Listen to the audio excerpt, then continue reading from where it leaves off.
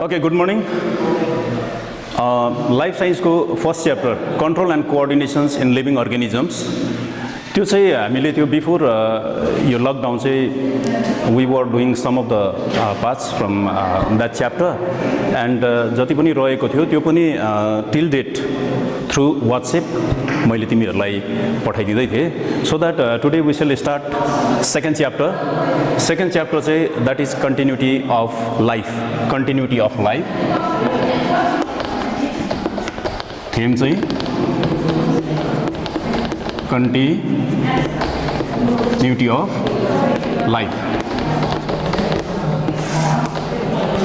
of life यसको सब theme छ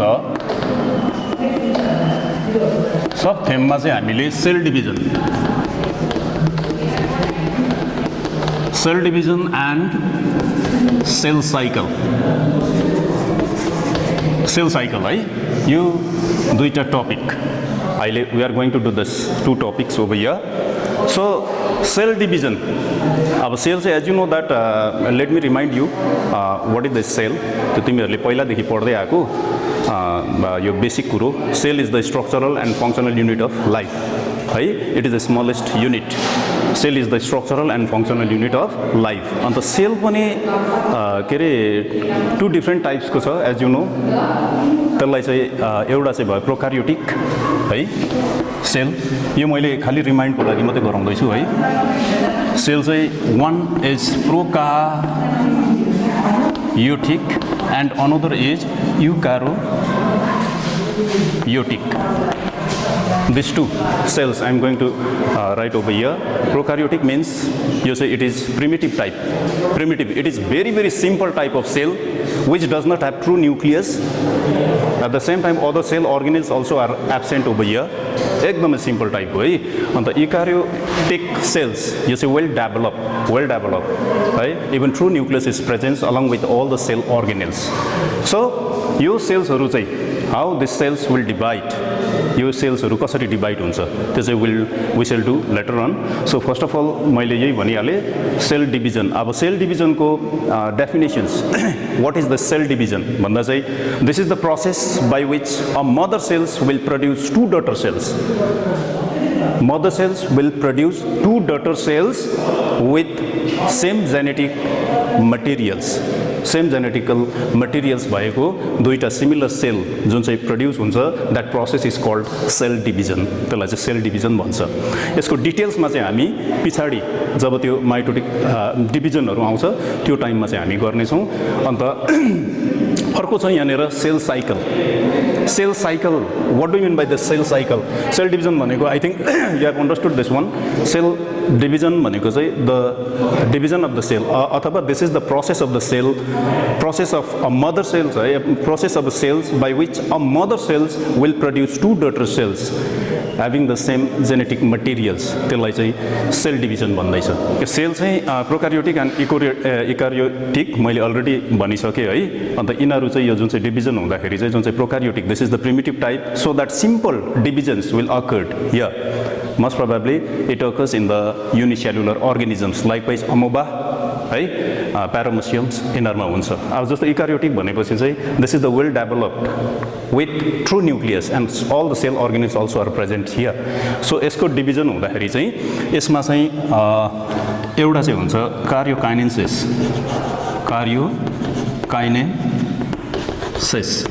which will be followed by the cytokinesis. यो पछाडि हामीले गर्छौं तर पनि अहिले अलिकति तिमीहरूलाई इन्ट्रोडक्सन दिइराखेको because karyokinesis what do mean by this karyokinesis भनेको this is the divisions of nucleus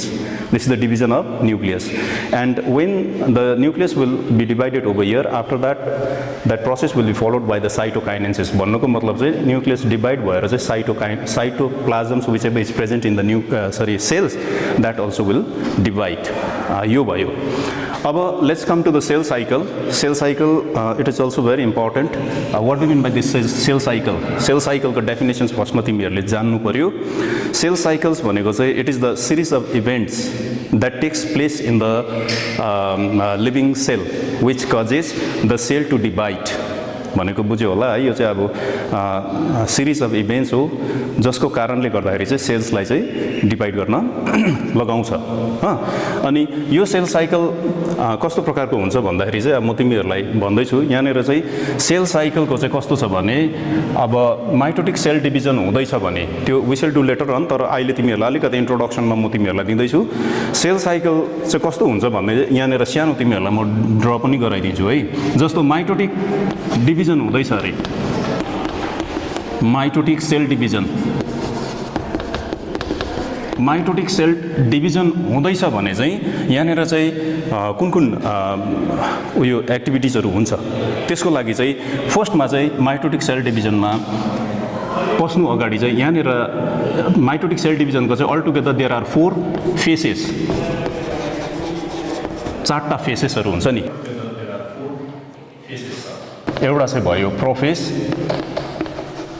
है, next is metaphase, third one is anaphase and fourth one is telophase. यो म तिमीहरूलाई पछाडि डिटेल्समा गराउँछु, यो अहिले सिम्पल यो के अरे इन्ट्रोडक्सन मात्रै हो। प्रो भनेको pro means this is first हो है। यो माइटोटिक सेल डिभिजनको first stage or first phase which will be followed by the meta. Meta means it comes middle, यो तिमीहरूले बुझेकै होला middle. Ana means this is back है, and telo means this is the last one or end phase। यो छ। यति भइसकेपछि त्यहाँदेखि अर्को एउटा फेज छ which is very very important, यो एकदमै इम्पोर्टेन्ट हो। Before entering any cell into the cell division चाहिँ त्यो फेज आउनुपर्छ। त्यो चाहिँ इट फल्स बिट्विन द के अरे telophase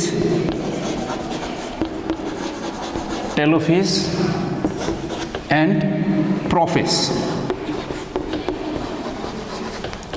okay, this two phases यहाँनिर जुन चाहिँ दिएको छ यसको बिचमा चाहिँ एउटा आउँछ that is called the interphase भन्छ, interphase. I am talking about the cell cycle है। टेलोफेज जस्तो कम्प्लिट हुन्छ त्यहाँदेखि चाहिँ the new cell will form. After that the cell has to grow up, it has to gain the ability to go to the prophase again, so that this particular phase is called interphase। यसलाई चाहिँ interphase भन्छ। यो interphase पनि it has been divided into the 3 parts or division, 3 division। What are these 3 division? First one is G1 phase। G1, G means this is the gap 1 phase। And second comes S phase, and third one is G2 phase।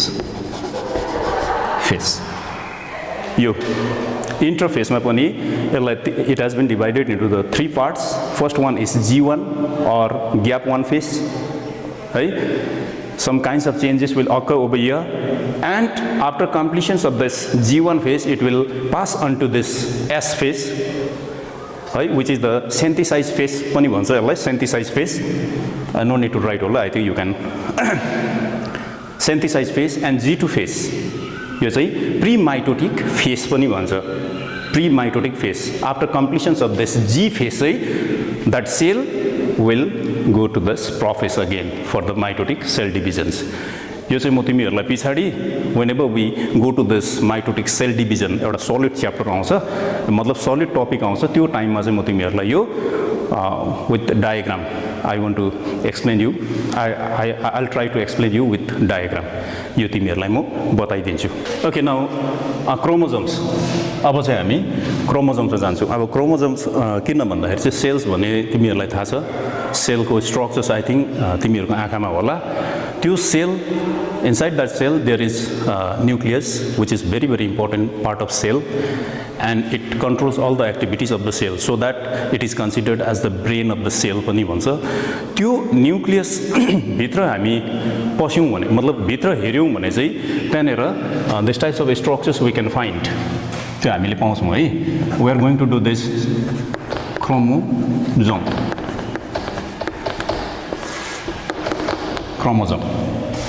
यो क्रोमोजोममा जाँदैछौँ। अब chromosomes it is the part of the सेलै हो है, it is the part of cell which decide the जस्तो sex भयो, characters भयो, सेप भयो, etcetera etcetera in animals, plants है, and even in the human beings also. त्यो कारणले गर्दा यो chromosomes, we are going to this chromosomes. And क्रोमोजोमको चाहिँ के छ भन्दाखेरि फर्स्ट अफ अल यो क्रोमोजोम चाहिँ what is the meaning of this chromosomes त्यो हामीले बुझ्नुपर्छ। अब यो क्रोमोजोम्सलाई पनि this word has been derive from Greek word, जस्तो CHROM, chromo plus S O soma, chromo plus soma, this two words मिलेर चाहिँ यो क्रोमोजोम्स बनिएको छ। And this word has been derive from the Greek word. And क्रोमोको meaning के हो?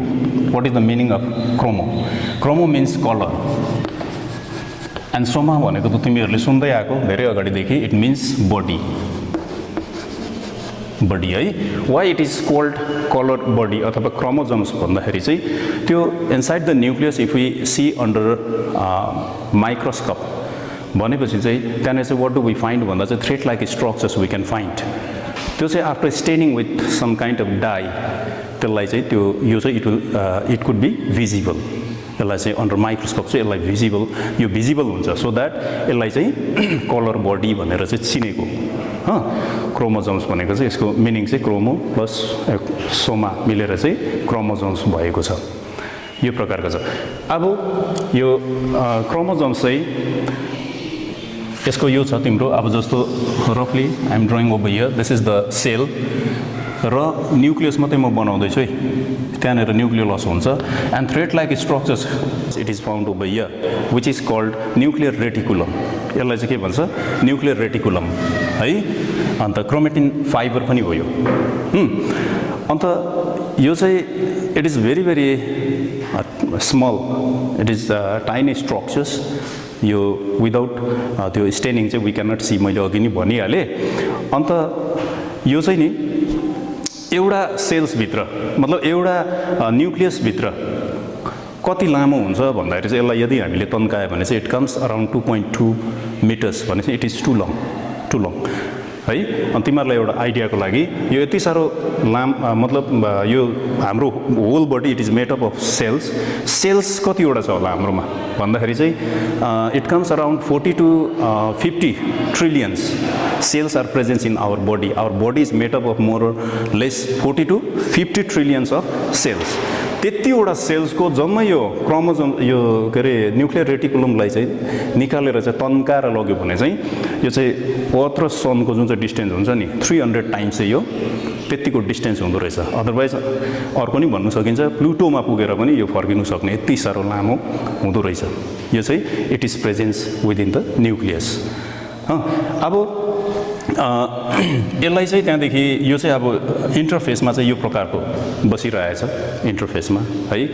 अब त्यहाँदेखि यो चाहिँ वेन यो सेल चाहिँ जब चाहिँ त्यहाँदेखि चाहिँ माइटोटिक सेल डिभिजनमा जान्छ, प्रोफेसमा जान्छ, त्यति बेला चाहिँ यो न्युक्लियर रेटिकुलम जुन चाहिँ छ यो चाहिँ कन्डेन्स हुँदो रहेछ। This is called the nuclear reticulum. Nuclear reticulum यो चाहिँ आफ्टर कन्डेन्स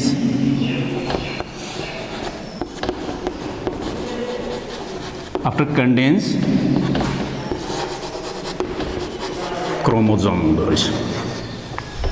बुझ्यो होइन? यो चाहिँ थ्रेड लाइक स्ट्रक्चर छ। आफ्टर कन्डेन्स चाहिँ वाट ह्यापन्स, यसको साइज पनि छोटो हुन्छ, एट द सेम टाइम यो डुप्लिकेटेड हुन्छ। अन्त डुप्लिकेटेड भएपछि चाहिँ यसलाई नै हामीले चाहिँ क्रोमोजोम्स भन्छौँ। Structures of chromosomes, structures of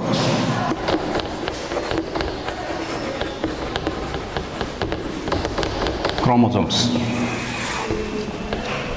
Structure very simple, एकदमै simple. जुन चाहिँ डुप्लिकेटेड नभएको क्रोमोसोम्स म तिमीहरूलाई देखाउँदैछु यो टाइपको हुन्छ यो चाहिँ डुप्लिकेटेड नभएको क्रोमोसोम्स है when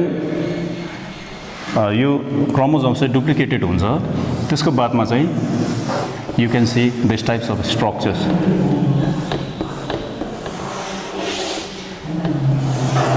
यो खालको तिमीहरूले स्ट्रक्चर्स देख्छ अन्त यो चाहिँ के हो भन्दा चाहिँ यसको 5 डिफरेन्ट पार्ट छ जस्तो यसलाई चाहिँ भन्छ तिमीहरूको arms if this is arms भनेपछि definitely this is also arm है अन्त यो पनि arm this is also arm अब यो आर्म्सको पनि नाम छ जस्तो यसलाई चाहिँ म I'm going to write here P arm and this is Q. This is P and this is Q. Likewise here also the same. L I मैले P दिए and this is Q. कसरी चाहिँ यसलाई नेम यो प्रकारको दिइन्छ भन्दाखेरि चाहिँ यो चाहिँ it is not because of the structures पनि होइन कि यसलाई चाहिँ के कारणले भन्दा चाहिँ यो चाहिँ सर्ट छ नि जुन चाहिँ साइडको जुन चाहिँ आर्म चाहिँ सर्ट छ this is called P arm long जुन चाहिँ साइडको छ त्यसलाई चाहिँ क्यू आर्म भन्छ है क्यू आर्म त्यसरी नै यहाँ पनि compare to this two arms चाहिँ यो चाहिँ के भयो छोटो भयो त्यो कारणले यसलाई P arms this is Q arms and यो चाहिँ एउटा छ single this is called chromatids भन्छ यसलाई chromatid CHROMATID chromatid what is this chromatid single है non duplicated this is non duplicated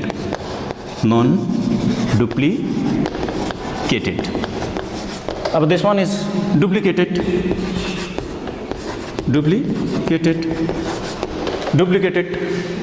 त्यो कारणले गर्दाखेरि चाहिँ यो दुईटा क्रोमेटिड्सलाई चाहिँ we can say sister chromatids यो दुईटालाई चाहिँ के भनिन्छ सिस्टर क्रोमेटिड यो चाहिँ सिस्टर क्रोमेटिड्स भयो अब यहाँ दुईटा आर्म्सलाई जोइन गर्ने जुन चाहिँ पोइन्ट छ नि this point is called सेन्ट्रोमियर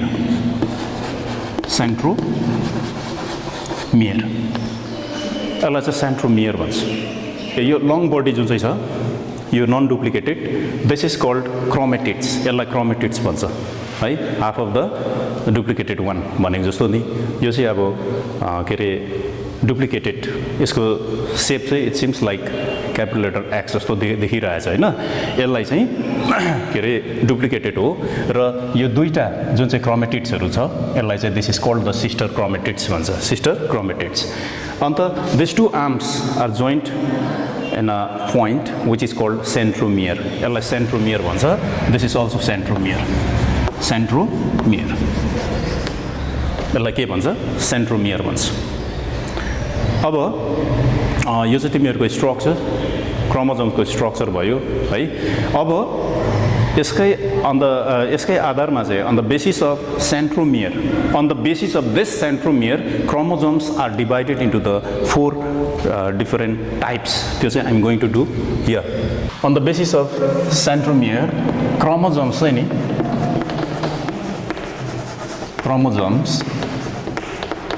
is divided into the 4 different types. अब के रहेछ what are this type? First मा चाहिँ छ तिमीहरूको मेटासेन्ट्रिक सेकेन्ड मा रहेछ सब मेटासेन्ट्रिक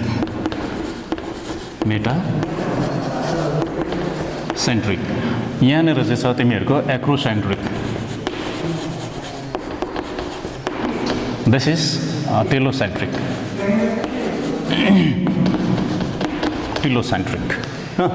यो चाहिँ अब किन यो क्रोमोसोम्स चाहिँ त्यो position on the basis of the centromere अथवा on the basis of centromere position भनौँ न त्यो चाहिँ it is divided into the 4 types metacentric भनेको चाहिँ के हो भन्दाखेरि अब यो सेन्ट्रोमियर अरे यदि यो चाहिँ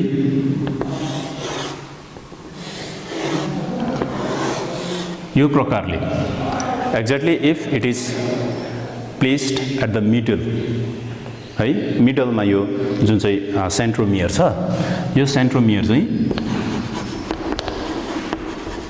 क्रोमोजोम्सको जुन चाहिँ सिस्टर क्रोमेटिड्सको बीचमा पर्यो भने चाहिँ दिस इज कल्ड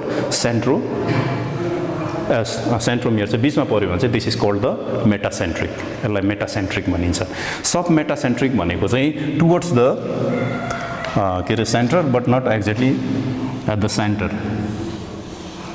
यो कस्तो प्रकारले बनाउँ भने नि यस्तो टाइपको यो चाहिँ it is near to the centre but not exactly at the centre यसलाई चाहिँ के भन्छ भन्दा चाहिँ यो सेन्ट्रोमियर यहाँ छ भने चाहिँ दिस इज कल्ड सब मेटासेन्ट्रिक सेन्ट्रोमियर सब मेटासेन्ट्रिक है अब एक्रोसेन्ट्रिक भनेको चाहिँ almost at the end of the chromosomes almost at the end of the chromosomes भन्नुको मतलब चाहिँ if it is present over here near to the end centromere चाहिँ यदि it is found near to the end of the chromosomes हो भने चाहिँ this is called acrocentric यो बुझ्दै होला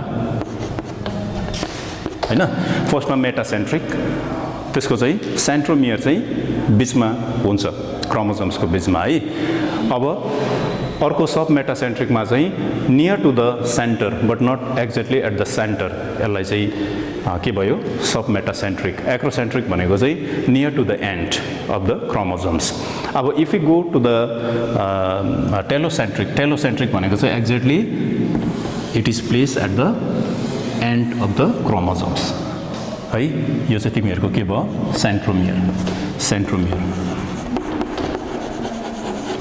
centromere this is the positions of the centromere right which is exactly located at the end of the chromosomes भनेपछि on the basis of centromere chromosomes is divided into the 4 different types first one is metacentric जसको चाहिँ centromere चाहिँ मिडलमा छ sub metacentric near to the centre है बीचमा को छेउमा अनि एक्रोसेन्ट्रिक भनेको चाहिँ near to the terminal points but not exactly at the terminal points and finally telocentric भनेको चाहिँ it is found at the end अथवा टर्मिनल पोइन्टमा एक्ज्याक्टली यो सेन्ट्रोमियर चाहिँ लोकेट गर्यो भने चाहिँ that is called the telocentric यो क्रोमोसोम्स चाहिँ nucleoprotein it is made up of nucleoprotein हो nucleoproteins it is made up of न्युक्लियोप्रोटिन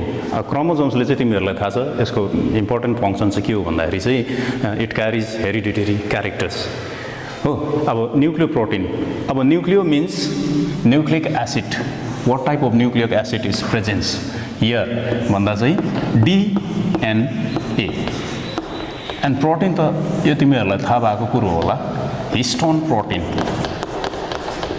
histone भनेपछि chromosomes is made up of न्युक्लियोप्रोटिन्समा चाहिँ डिएनए एन्ड हिस्टोन चाहिँ प्रोटिन न्युक्लिक एसिड चाहिँ DNA and full form of this DNA is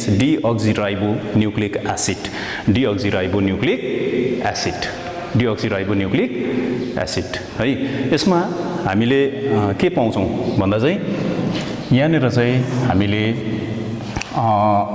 के अरे sugar त्यहाँदेखि अर्को चाहिँ फस्फेट अर्को चाहिँ नाइट्रोजिनियस बेसेस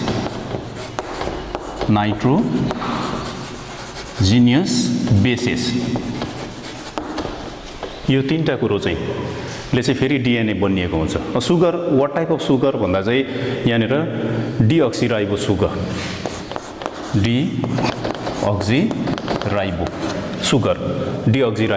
सुगर फस्फेट र नाइट्रोजिनियस बेसेस अब नाइट्रोजिनियस बेसेस पनि चारवटा छ नि चारवटा छ है what are this nitrogenous bases भन्दा चाहिँ adenine Number 2 is guanine. Number 3 चाहिँ thymine, and number 4 is cytosine. चारटा altogether cytosine है चारटा के पाउँदैछ हामीले नाइट्रोजेनियस बेसेस. अब यसमा among this any one of this bases should be present in the DNA. गर्दाखेरि यसलाई सर्ट फर्ममा हामीले लेख्न सक्छ. यो चाहिँ it is made up of यो यस्तो SPB सुगर फस्फेट र बेसेस. सुगर फस्फेट र बेसेस यो गरेर चाहिँ हाम्रो DNA फर्म भएको छ. र today we shall conclude our class over here and next क्लासमा चाहिँ म तिमीहरूलाई the structures of this DNA जुन चाहिँ DNA structures double helix structures हुन्छ त्यो डबल हेलिक्सको पनि एकदमै सिम्पल टाइप स्ट्रक्चर चाहिँ म तिमीहरूलाई देखाइदिन्छु. So I hope that all of you have understood this one. So if you get any problems भनेको चाहिँ तिमीहरूले मलाई personally you can call me and you can ask me if you have any queries, right? If you have any questions. Thank you.